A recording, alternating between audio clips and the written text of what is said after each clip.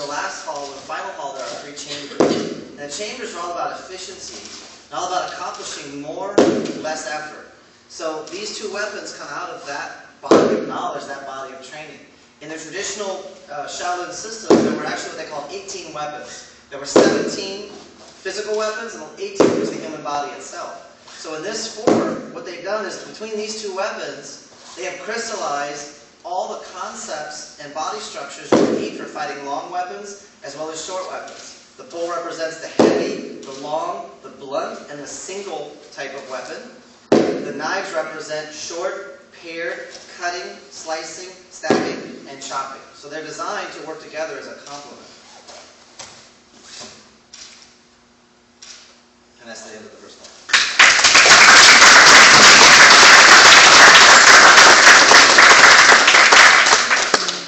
The reason that the weapons were distilled down to these 2 weapons to preserve all the concepts was, in the Shaolin monasteries, you can't have a bunch of Buddhist monks running around with swords and spears and knives and all kinds of stuff. But they did have the choppers for cutting the vegetables and preparing meals. They did have the pole to keep themselves safe as well as they were walking around. So within these 2 weapons, you'll see a variety of different movements: stabbing motions, slicing motions, chopping, hacking. The design of the knife itself, the D-ring around the hand protects the knuckles. The hook is designed to catch weapons.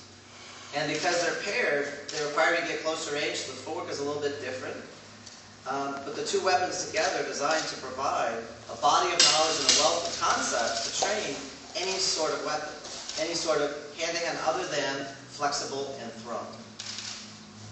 And the reason being, within the final hall of the 3 chambers, it's all about efficiency. Throwing your weapons away is not very efficient, and you've got to go find them and get them back.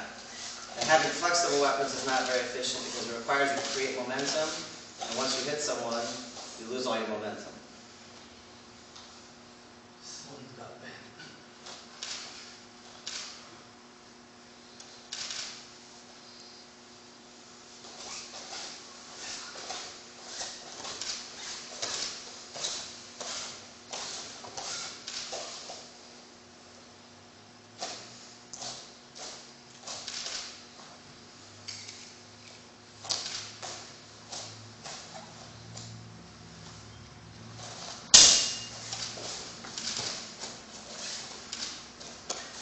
Within the double knives, many of the empty hand forms and empty hand movements are put together.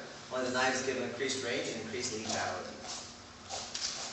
Traditionally, the weapons were actually taught first, but in the modern world, we've kind of moved towards empty hand first and the weapons come later.